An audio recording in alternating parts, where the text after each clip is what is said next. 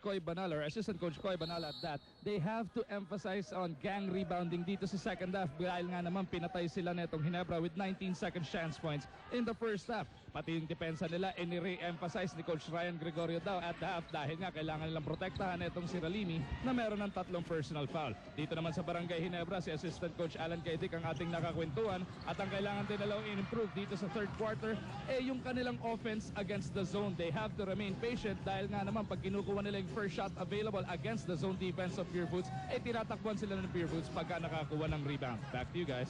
Thank you very much, Magu, for your report. Buti na lang, mahilig ka makipagkwentuhan at ang dami mo nasagap na balita. Coming from the dalawang dugout yung pinanggalingan niya, ha? So ito na ngayon, Judy Valenzuela against James Yap. Ito, atakihin ulit nila si Ralimi. Hindi, kinake out muna ni Alexander. Extra pass to JJ Helterbrand. Does not get the basket. Offensive rebound again para sa Ginebra. Ito na ngayon si Alexander. Uy, kanino tatawag to? Tignan natin, ha? Umiiwas na nga si Reda Ralimi dahil alam niya siya na may 3.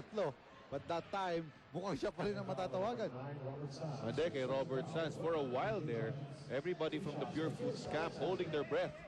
Dahil nga kung kay Ralimi yun, magiging pang-4. Pero ito kay Robert Sands, that is the second personal foul. I was looking at the referees. Yung sinisenyas, 2 kayo may yung ginamit. Akala ko doble 5 eh. 4-5 pala, 9 yung number nito si Francis Sands. So siya yung matatawagan ng personal foul. At si Chris Alexander, kukunin naman ang kanyang mga numero mula sa free throw line. At that time namin din. Pero si Ralimi, muntik pang hindi makakontrol yung rebound. But Pure Foods finally getting it. At ang Ginebra nakalaman na 1 puntos with a free throw made by Alexander. Kasi Alexander only has 5 rebounds so far in the ball game, way below his average of 23 rebounds a ball game. Here's James Yap, sumingit sa loob. Nakakuha pa yung puntos. Ay talaga namang singit na singit yung tira na yun, ha? And the land of the Giants, nakataas rin ng mga galamay nito si Chris Alexander. Nagawa pa rin ng paraan. Kahit pabagsak na. Itong si James Yap. JJ Helterbrand, balik si Chris Alexander. Humihingi ng isolation. Alexander against Ralimi. Wala pa rin umihelp. Single coverage. Alexander, wala yung tira. Another try for Alexander. And finally gets the basket. Plus the trash talk over Ralimi. Dined ba naman siya ni Ralimi? But yung punto mismo na binanggit ni Magu sa mga Pure Foods, so na-realize naman nila. Kailangan nilang bumax out ng maigi for the offensive rebound. That time, may second chance points na naman ang Ginebra. Maiksi ang tira ni Chico Lanete. Here's Judy Valenzuela. Valenzuela ngayon against Rob Sands. Ito to the trailing Ronald Tubit. Kala ko idadakdak pa ni Ronald Tubit. But you see the momentum na nakuha ni Ronald Tubit after that pass. Sagitsi talaga sa loob. Wala nang nakasabay sa kanya. Nag-isip pa actually na i-dunk yung bola. Ronald Tubit, nakilala naman talaga dyan. Like an energizer bunny. Ito naman si Ralimi ang sumugod using the glass. His own version of a semi-hook. Hindi, pero nakita mo na magsalubong sila. Yung mga sigo talaga nagliliparan. Pero pag tinasa man nila yung braso nila, sila nang talaga magkakatamaan dyan dahil wala nang ibang aabot. Nakaagaw pa dito si Ralimi. Ang pasa niya, deflected by Ronald Tubit. Here's JJ Helterbrand.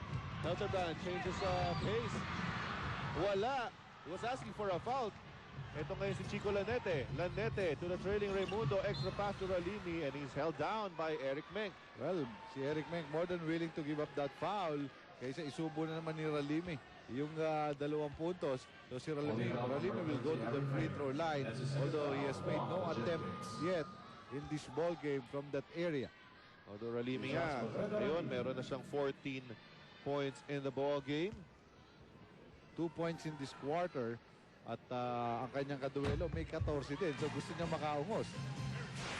Ito ang ating no fear, fearless move of the game by Mr. Fearless himself, Ronald Tubit. That was our fearless move of the game brought to you by No Fear Underwear. Got the balls for it.